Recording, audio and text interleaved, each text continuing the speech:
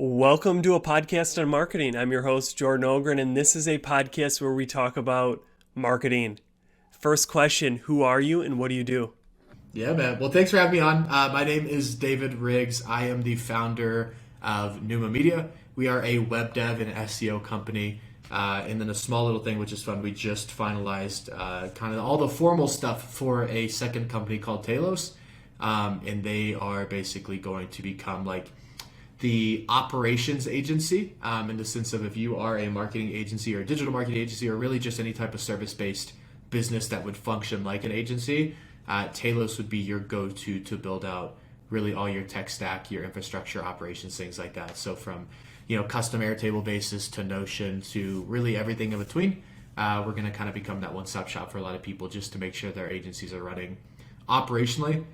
Big reason why Pneuma grew as quickly as we did was because of our operations. So we wanted to kind of give the fun back to the world and hopefully give people that same benefit of, good operations in a company. Oh, sweet. Yeah, if one company wasn't enough, hey, in a year or so, you have to start another one. That's I was awesome. going to say, if I'm not busy enough now, I might as well throw another company on. But now we got a good team over there. Small right now, just two people, but good clients, fun projects. So really excited for that little venture to stand up. But it's always nice to have, almost like an ops management wing to the business, or at least connected to, because it'll definitely helps Pneuma grow quicker because we have a full team now dedicated to ops and a full COO as well. But it's also helpful for others that, as I build a network, things like that, especially on the marketing front, get connected with people like you, but others that might be in an agency space. They might not always buy a website or SEO from us, so I can't necessarily help them in that regard, but I can help them from ops and things like that. So it's a fun way for me to kind of reconnect with some of the people that I've been connected with and, offer value that I couldn't have done before. Definitely, yeah. It seems they play kind of hand in hand or well with each other too, so that's smart.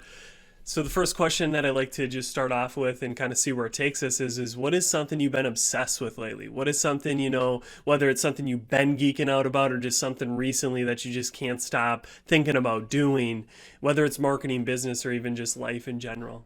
Yeah, right now the one thing, especially in business, is retention, and not from the sense of how do you word a contract to confuse people to get them to stay longer, or have those the weird nitty gritty clauses that some people will. How do you just do it fair and square? How do you become the best service provider out there, become A1 at what you do, and have high levels of retention because of that? So studying a lot of psychology right now, just like what are the things that I can do, or how can I frame certain actions to actually promote the recurring nature or the retention of that customer. I think is what I'm really focused on, and I think a lot of service providers today struggle to keep clients 3, 4, 5, 6 months. I'm focused on trying to make it in an average of like 18 months down the line. So really focused on just how can I be so different that people really stick with us. So yeah, I think that's the one big thing I'd say. Business. You'll learn throughout the podcast. I do things outside of business, but business is right for me. It is kind of like an art form. I have a blast doing it. It's what I enjoy doing. It's my both what I want to be good at, but also like a way to, in a weird way, like express myself, express what I'm interested in, and like almost like relax while doing business all at the same time with different types of things going on. So very, very laser focused on that right now, but trying to think outside of business. If I was to separate it, trying to get better at training my two dogs. I got a Shepherd mix and a Vizsla mix, and trying to just ultimately not have them be so wild at times. Granted, they're one's 2 and one's 9 months, so they're going to be wild, but slowly and surely trying to get them trained up. So they are, not that I train them to do this, but they're sound asleep right now, which makes my life easy. Yeah, no, that's good. That's interesting. Yeah, I feel a lot of the people I talk to on this podcast are like you. They do stuff outside, but they also feel, some rejuvenation just in doing what they do because they love it. It's a passion. It's something that they do. So that's good to add that on. And I agree with you that not that I'm obsessed with retention, but just the fact of the importance of retention. I mean, there's statistics or studies out of how much it costs to gain a new customer versus just retain a customer is so much better to do. And I think a lot of times with marketing, we can focus a lot on reach. How do we get attention? How do we go, get new eyeballs? Where I've been finding a lot of actually great marketing or marketing's around the residents. It's about going deeper with those that have already opted in, that want to be there, and figuring out how can we continually deliver, delight them per se to extend their time with you to 20 to 2 years, however many months, from where we're at now to longer, because it just makes our marketing easier, I feel, when you can retain who you already have. Makes the So it's marketing a easier, but I think marketing in itself is kind of flawed in that sense of like we have definitely over prioritized a lot of the top of funnel metrics, and have forgotten what to do with the top of funnel metrics once we get it. That awareness is not necessarily revenue unless you know how to take awareness to middle of the funnel to bottom of the funnel to a sales process and convert. And that's one thing I always say is that more is not always better until you know what to do with more to begin with. Because a lot of people just assume that going viral is going to fix the problems, and they've never closed a deal or closed multiple deals or have a pipeline or have the tech set up to where like virality doesn't help them because they couldn't manage the 100 or 150 views that they were already getting. So yeah, it's one thing we focus on a lot, that I'm very quality driven in everything that we do. I don't like to overload things. A lot of our competitor agencies, from like a lead scenario, they might generate 10 times, literally legitimately 10 times more leads than we do across the year. We do the same revenue. So it's all about, for me, quality and making sure we're hitting the right people at the right time and speaking to people that actually want to speak to us and, have interest in buying. That means we might still have as much awareness as with them, but we've just set up certain gates and cadences to make sure that the right people are coming through our funnel. No, that's good. Yeah, I like that. We'll definitely probably touch on some of that later in this episode. But another question I like to start off with, which is a real ground ball kind of question, but I get many different answers, is how do you define marketing? What is the job marketing should get done in a business? Yeah, marketing is simultaneously communicating with the 100 people that you don't actually have a personal relationship with. So I think the way I've always explained it is that sales is one-to-one, marketing is one-to-many. And marketing is really that art form of like, without talking to without knowing every single one of those visitors or views online personally, directly, like you're essentially having to craft a strategy that's talking to as many people as once. But marketing is also the art of like defining who those people are and what you're going to say to them. So you have full reign over who you're talking to and how you're talking to them. But it's really that art form of like, you got to choose the right people and talk to them in the right way. And I think the challenging thing is that in the digital age, we all kind of hide behind a cell phone. It's really hard to put a face to a name whenever it's typically like a username or a profile or something like that. And I think that's definitely a challenge because you don't always get to see the people that you're marketing to. I guess you do, but they could hide behind odd profile photos and odd photos, or they could just be inactive and like, what people call like the lurkers that are just in the background. But I think that's definitely marketing, right? The goal of that is really just to, and I think everyone wants to tie it to revenue in the sense of like directly impact revenue. I want to point to like this blog, brought me 170 leads. And I think that's so cool. And if you can track it, that's great. But I think at the end of the day, like what are some of those vague metrics that you can track? I like looking at branded search for a lot of companies that we do like outside of SEO, just do like marketing help for. That branded search is increasing. That's typically meaning you're winning business elsewhere and they're coming to Google to search for you, which one means you still need to be present on SEO so people can find you. But two, branded search is important because it shows that you're in people's heads, right? So I think little things like that help. And at the end of the day, for me, marketing is talking to all those people in the background, so to speak. But it's also, doing all that to impact revenue, whether directly or indirectly.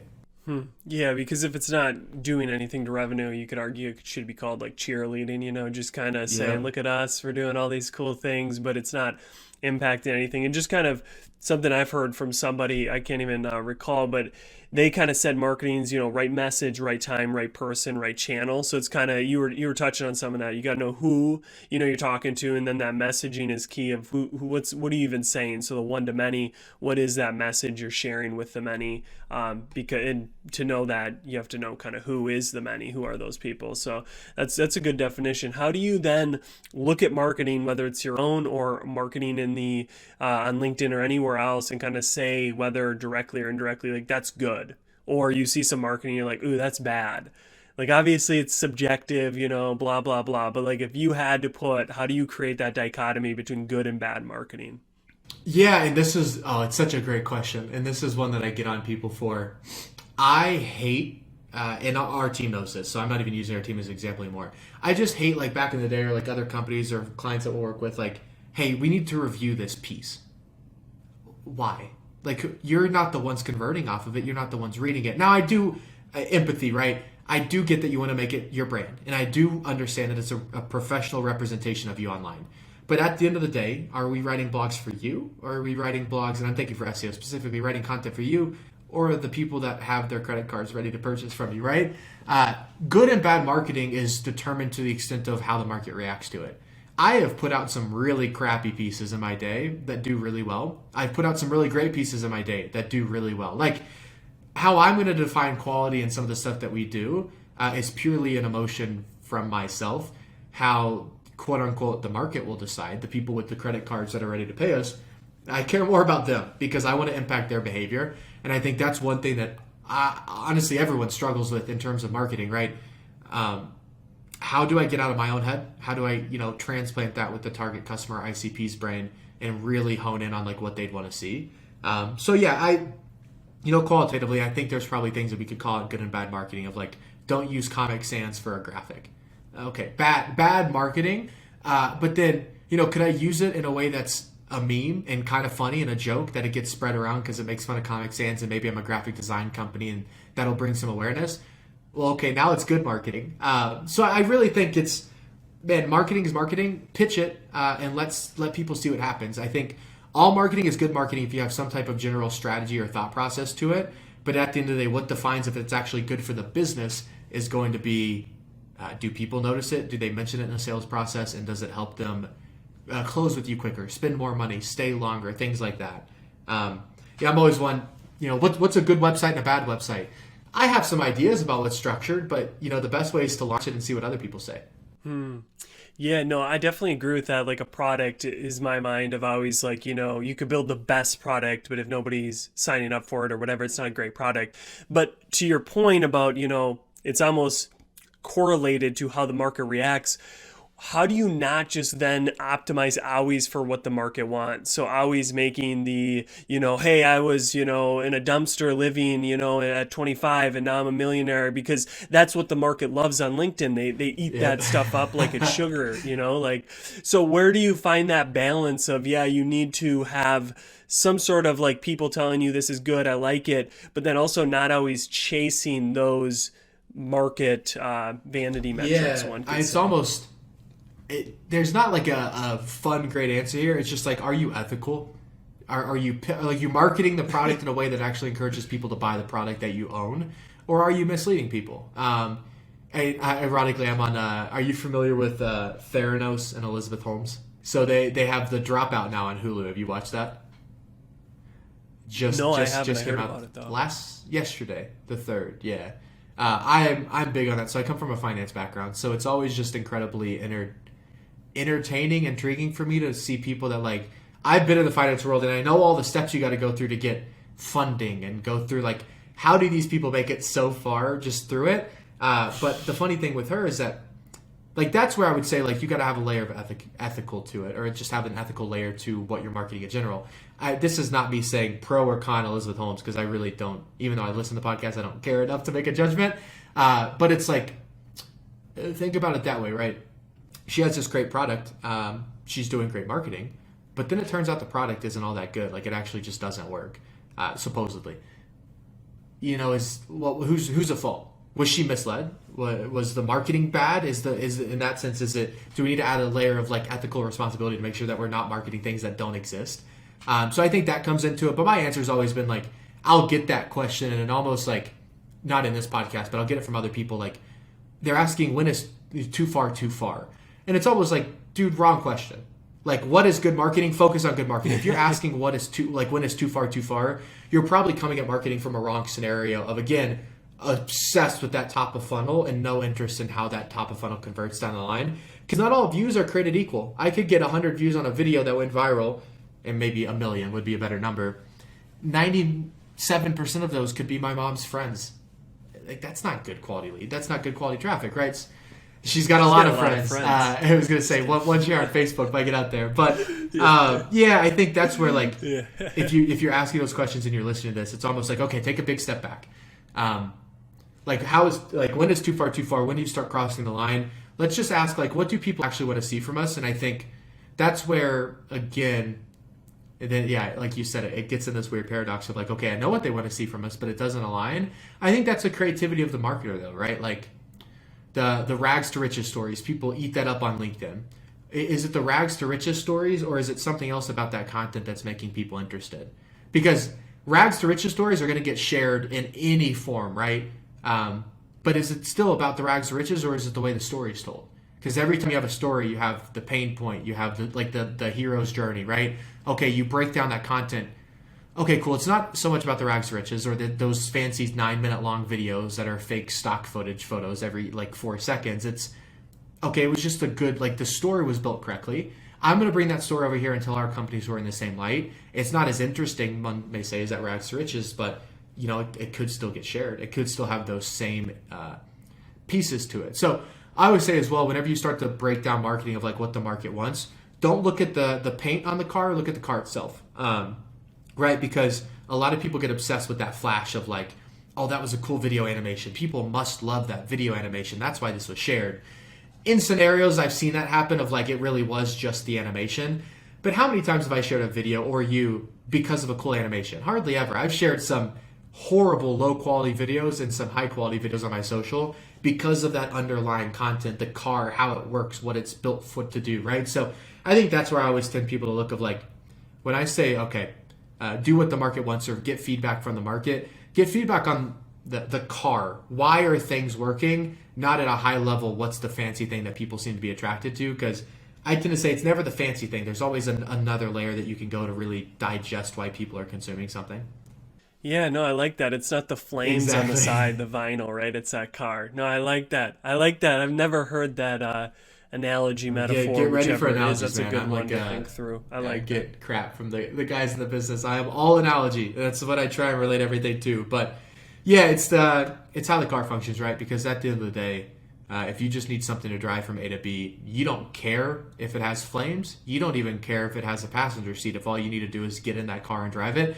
If it's got your basics, the seatbelt, the thing, you're good. And I think for a lot of marketing, let's make sure it has the basics. Good storytelling, good content, good core, good ask, good call to action. The rest can come. And you can experiment with the flames. I think we'll take this analogy a step deeper. Flames will get more attention. If your car is built correctly, now you can have the best of the both worlds. You're getting good attention with good content, but don't be all flames, because at the end of the day, you're not going to have much to show for it after. Yeah, no, I like that. And people will be more upset when they buy the Exactly. car that has those flames to realize that like it has like a crappy seat and What it happens hurts when you to get sit in it. marketed? I was going to say, you get marketed to really well and their ad campaigns are flawless and all their content and copywriting is great, and then you get to the product and it's a massive letdown. Well, that's no fun. Right. I was going to say, or as we talked about retention, that'll make sure I never come back or tell people about you or anything like that.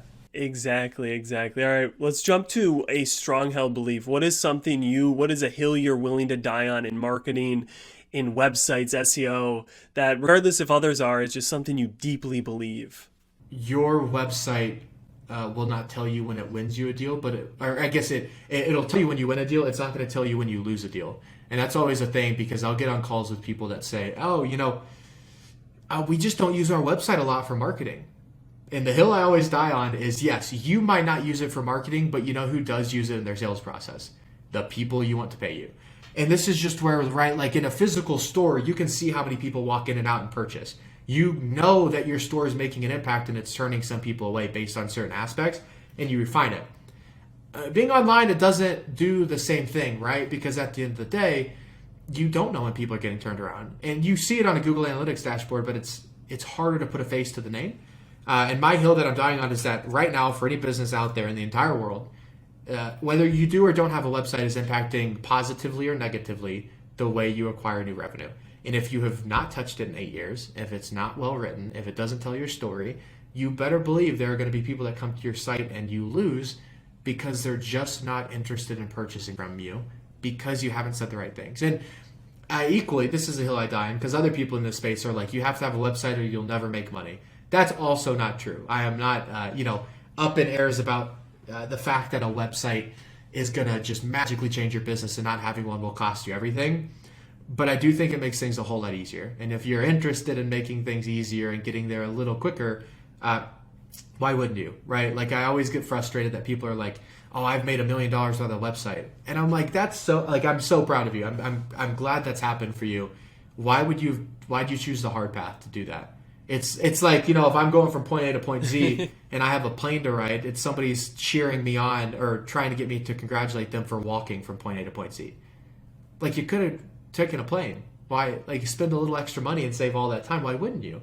So that's where I get a little frustrated. But the hill I die on is the fact that, like, your website, you do not get a choice in whether or not it impacts the way you acquire revenue. It does. You have the choice about whether it's a positive or negative impact, right? So some people won't believe me. Some people think everything's all social driven, but there's a reason. Instagram, Twitter, LinkedIn, Facebook all have a link in a bio, and 80 or so % of profiles put it to a website link or a brand owned media link.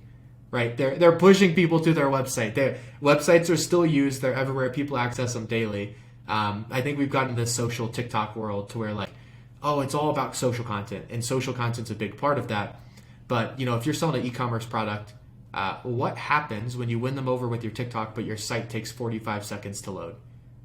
Are you still getting the sale? Probably not. So yeah, that's the hill I'm dying on, in the sense of, I think websites, everyone sees them as boring, outdated. TikTok's way cooler, right? Because it scrolls and it's all video content. But simple sales and simple scales. The simple and easy thing to do for a business is typically just go in and update a website if you're doing some type of online marketing, because you'd be surprised. A lot of people are coming to your site, a lot more than you'd care to admit, or equally, no one's coming to your site because everyone's bouncing. That's not good either. Yeah, no, I totally agree with you. I know in a Drift book, they talked about your website as being your storefront, using that analogy. And it is so true. I mean, I think so many times with whether it's marketers or business owners, we completely blank on how we purchase stuff or how we go about vetting things. Because we go to a website, I'll go to a website and I instantly, quickly, it's a first impression. You have, something in your tooth or not. It's, okay, this website loaded super weird, things are out of place, or boom, it looks, sexy and it looks good. Check mark. I mean, who isn't doing that? Maybe the person who doesn't, have a computer, but it's funny how we forget sometimes of like how we go about doing things. And to your point about, you don't need a website to make money, but it'll help. It's like someone who just eats Twinkies and like tons of wrong things, and they're like, yo, but I'm losing weight, like I'm so good looking. It's like, yeah, but imagine what you could do if you were like on a healthy diet, man. Like you'd look so much better. Yeah. So I think that's so true, that you don't need it, but like, why wouldn't you just improve it, have one, make it better? Yeah. That's a good point. And it's always just like one of the easiest things that I see it, and you said it, which is what I love. Why do marketers always forget how they purchase things?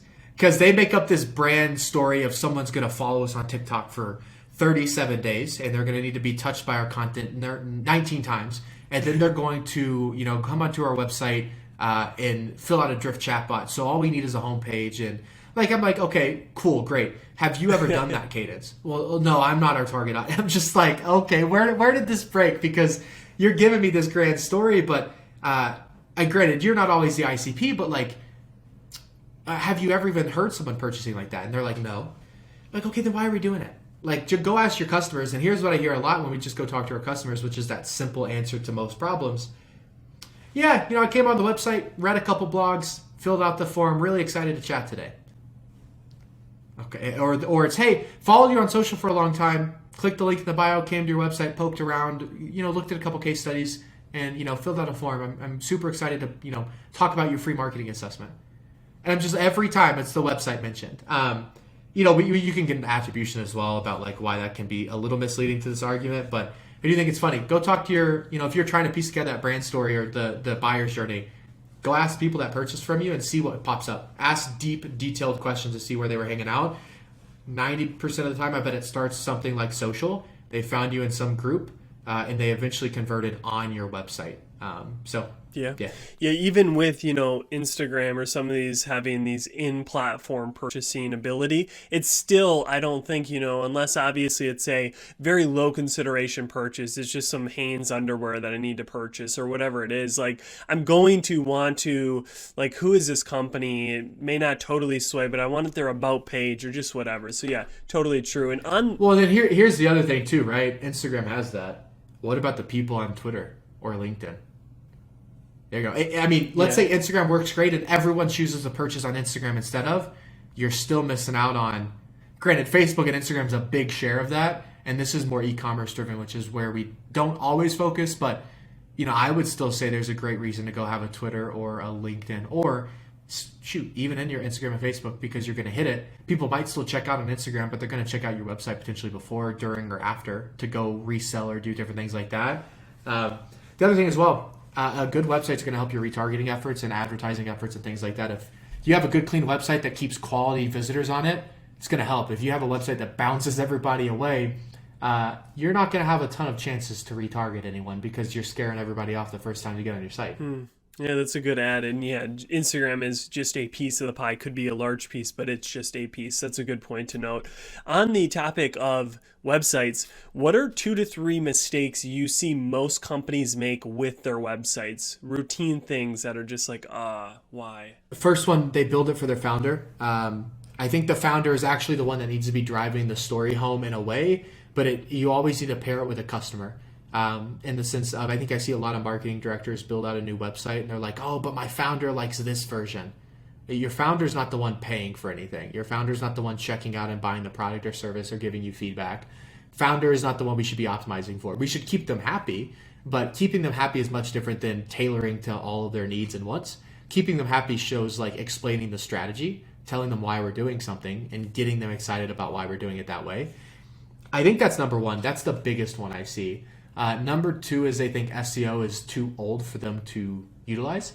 SEO is one of the easiest and most fun things to do. And I always explain it like this. If I told you that you could buy a stock at $50 and it's going to go up to maybe, let's say, $60 over the course of 10 years, but every year it's going to pay you another $15, another $15, another $15. Well, okay, in 10 years you made $150 off of what's called that dividend, and you get $10 extra for holding the stock. So you made $200 off an initial investment of $50. That sounds great. You explain it in SEO, you put money up front, right? You hold it, you do some upfront work, you maintain it, manage it, start spinning off deals and deals and deals and deals and deals. The whole thing's more valuable as you go on because it accrues on itself. I think that's one thing that everybody hears SEO is just keyword stuffing, and it's no one buys through Google anymore. No one searches for me, and it's not sexy like TikTok, which means many people are just ignoring it. And if you're a competitor of one of our clients, I love that because keyword difficulties are so easy.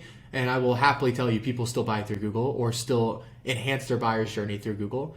I'm not going to say it's everybody. Again, I'm not blindly saying that SEO is solving everyone's problems, or websites are as well. But again, it's like the plane and the bike analogy or the plane and walking analogy.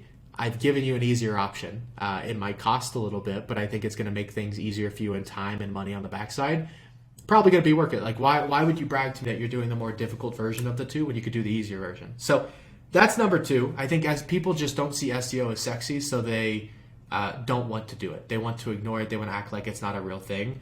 I don't think that's beneficial for anyone, but I don't think that's the best for the company because it's worth a shot. I'm, again, not going to say it's going to win or lose you the day, but why would you not try it out for 6 months to a year in the grand scheme of things? If you're thinking your company's going to be around for decades, a year is not a lot of time to test a marketing strategy that could really work for you. So building for your founder, really not thinking about SEO.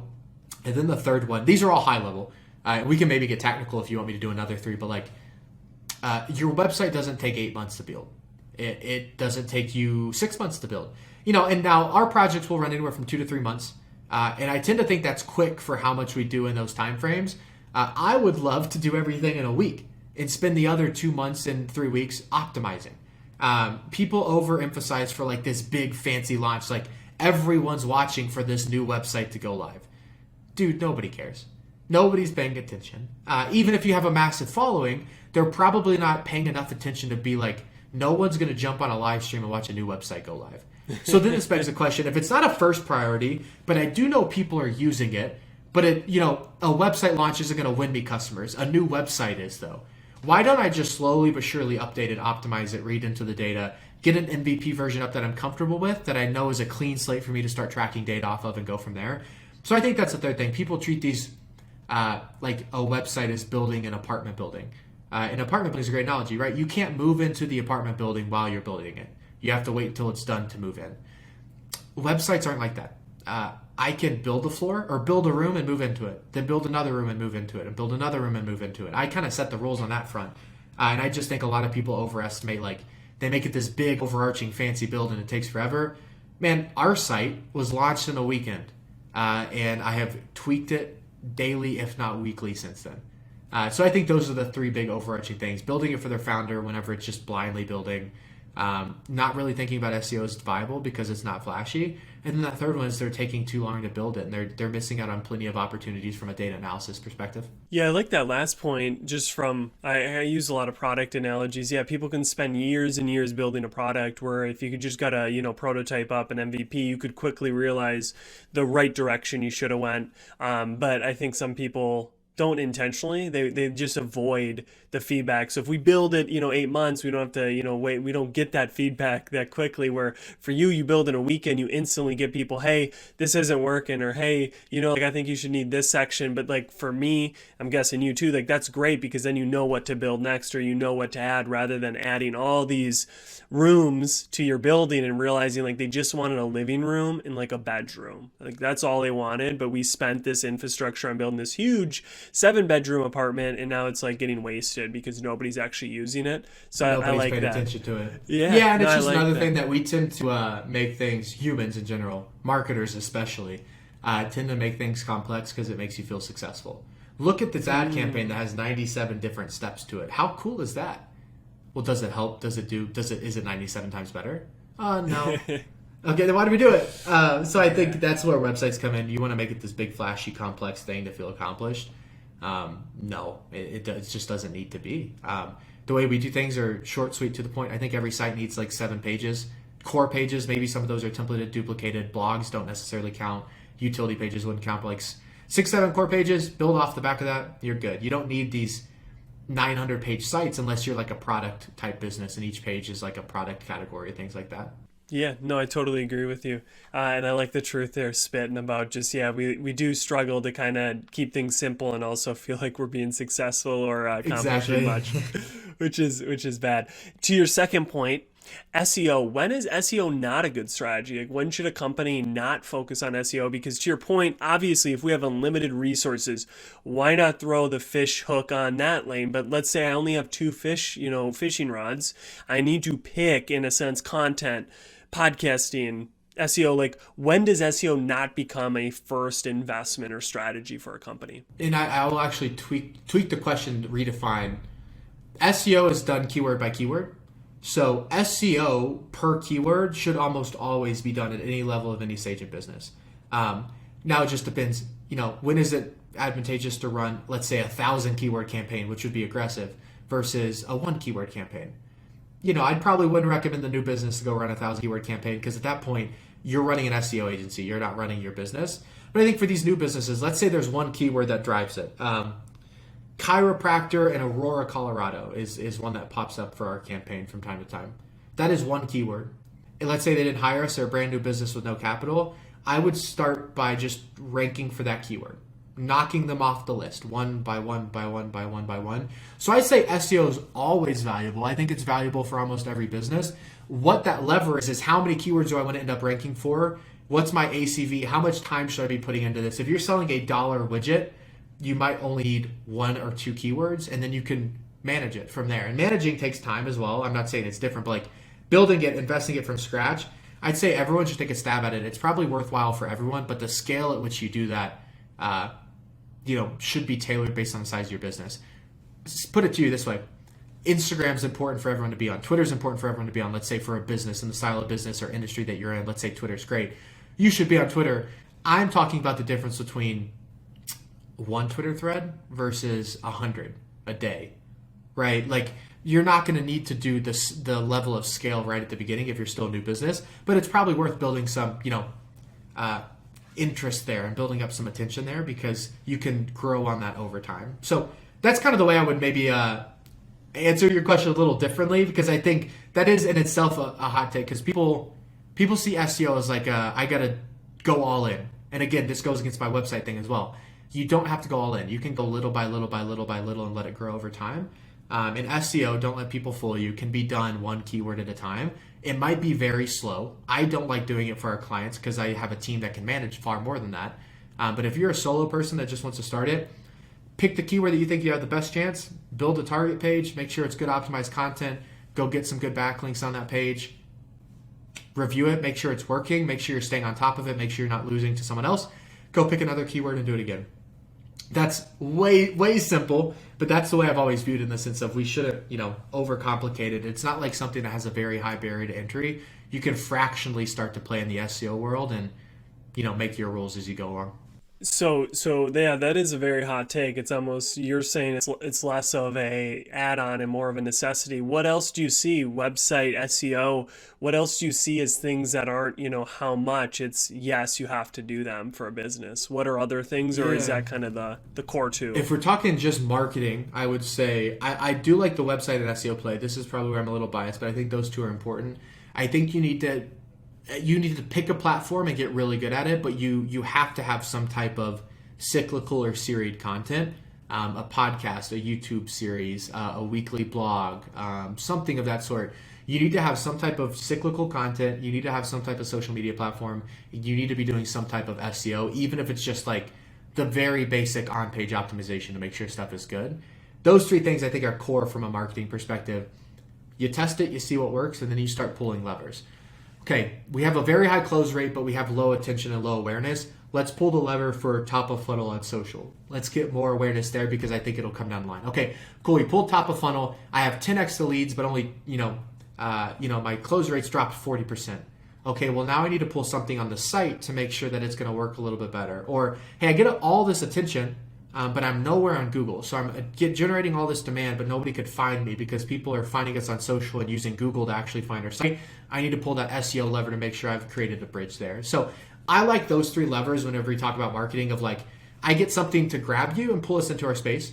I get something to, I get something to grab your attention. I get something to grab you to pull you into my space. And then I get something to keep you in our ecosystem. So that first just grabbing your attention is going to be social. To get you into our ecosystem is going to be SEO. And then to keep you in your ecosystem is going to be your website.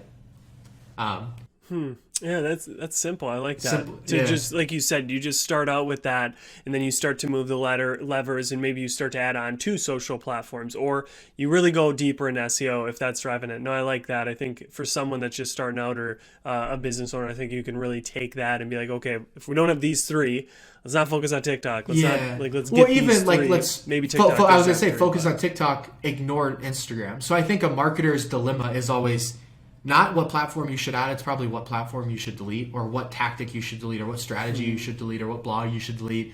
Marketers, in essence, will always do too much experimentation, which isn't a bad thing. It's just knowing when do you draw that line of like niching down and getting good at a couple things.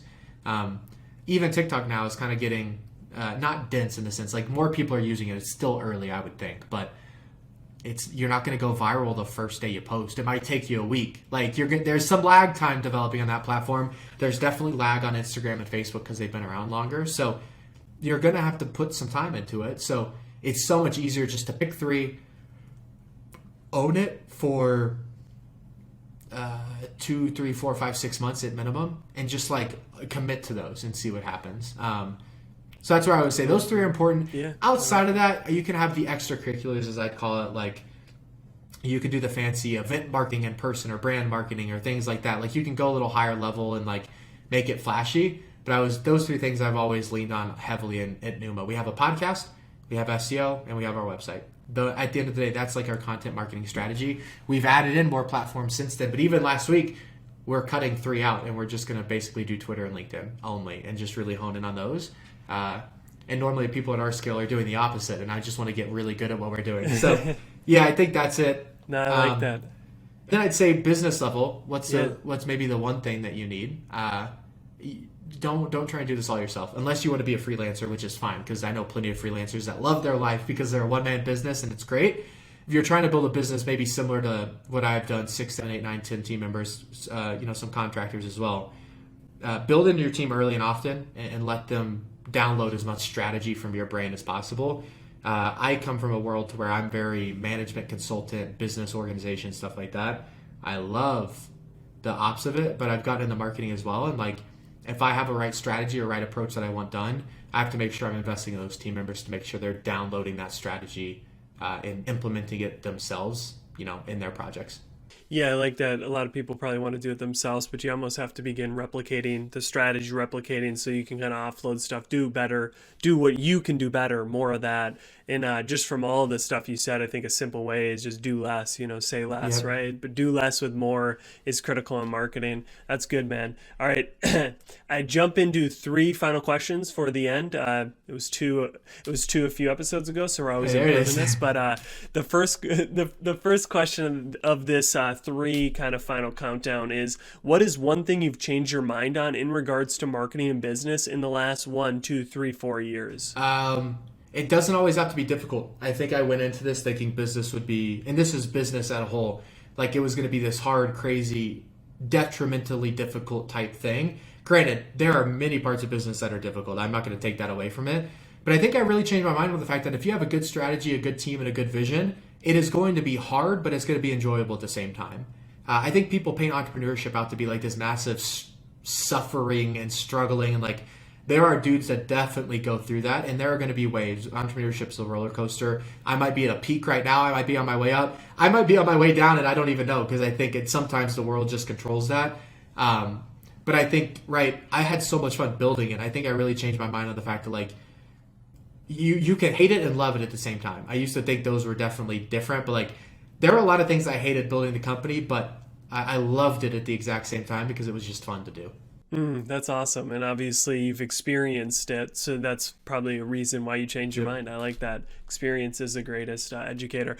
The next question: there's this movie called Inception. Whether you've watched or not, I'll just give you a quick summary. Is pretty much the whole movie is about they go into dreams of people and they incept ideas. So then the next day that person wakes up and they believe that idea is their own idea. I'm going to sell my company. I'm going to let John buy into it, whatever that is.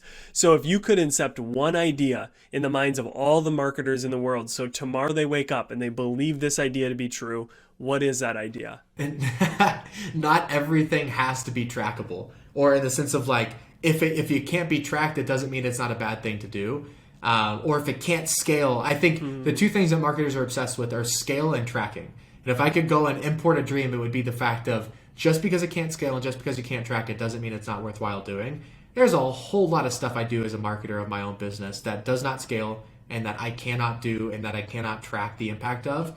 But as a gut level feeling, I know my customer and I know it's going to be important to them and I do it. And I always have positive benefits because of that. And I think if I could implant that in the fact of, don't light up. Chris Walker says this, and this is kind of where he's changed a lot of my personality and mindset on this as well. He's like, don't, tailor your team just to light up your marketing dashboard. And I was like, right, just because you can track it doesn't mean it's the best metric in the world. And just because you can't track it doesn't mean it's a bad metric to track to begin with. You have to put a layer of, as crude as it sounds, like intelligence on top of all of this of like, do I really need to be tracking this arbitrary third stage metric about how many people visited this 19th page on our website and clicked the button?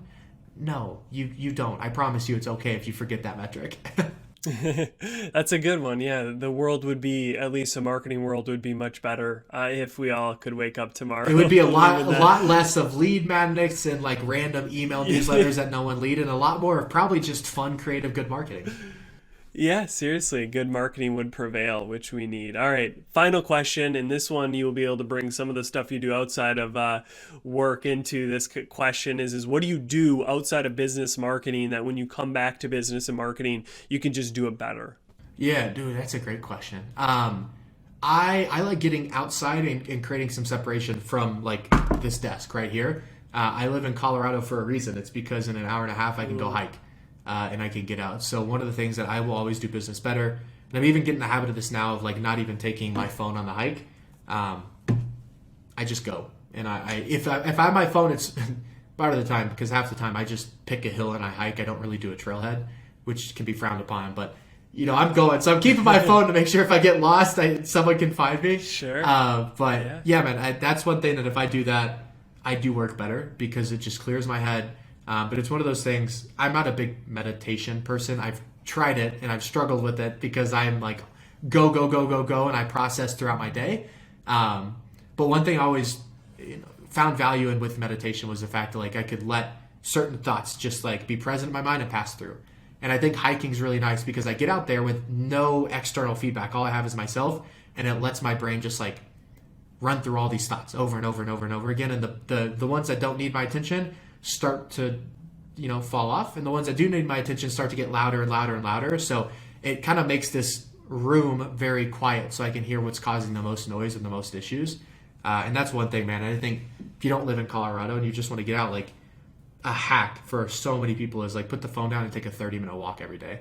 Just like create space and create some separation so you can actually think.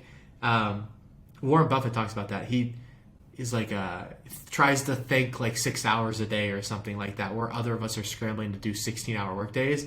And I was like, that dude thinks all day and maybe makes one decision a week. I don't know. It was in some book. But I always found that to be so interesting of like, the more that I can get away and think and get away from the business, it's helpful. I can't do it every day. I do have a business to run, but I try and do it, at least once a week to get out and just get complete separation so I can actually let some of those thoughts come through my head and acknowledge them and figure out which ones are the most important. Yeah, that's a poetic way to put it. I don't even have anything to add. You did a good job there explaining the benefits. I meditate. I go for walks every day, so I can totally align. Good for you, man. I could never. Things you're saying. Yeah, I was gonna say I tried meditation and I kept trying. Honestly, those hikes and like a morning coffee walk with the dogs are probably like, meditation means different things for everybody. Those are probably my meditation because I did the like the sit still and tried to drown everything out. And you'll laugh at this, like the first couple times. And I always did in the morning because it's what everyone told me to do. Dude, I was falling asleep every single time. I was like sitting on the couch and I'd wake up 10 minutes later and I was like, I don't think that's how they wanted me to do that. Right. But it still might help get that 10 minutes of sleep. No, I'm just kidding. No. Honestly, some of the days I would have taken an extra minute. So those 10 minutes felt glorious. Yeah. Meditation does mean many things. More or less, mindfulness is kind of what I try to focus on, which you can get walking in nature, I feel, just as easily. All right, final section. Open the floor up for you to plug anything. You talked about you got a podcast. You talked about some of the work you do. Plug that now, and obviously everything you plug I'll put into the podcast. Yeah, I think the only thing I want to plug, if y'all are interested in chatting with me, come find me. I am on LinkedIn and I am on Twitter. Our website is pneumallc.co. And we have a website. We have a podcast called How to Build a Website, where we talk about a lot of website stuff, but we talk about a lot of marketing stuff like this as well. That's about it. If you know somebody who wants web or SEO, you want us to at least chat with them and give them all the insights, more than happy to. Awesome, man. Well, thank you so much, David, for coming on the podcast. I appreciate it. Thank you for having me. And this is the end of the podcast.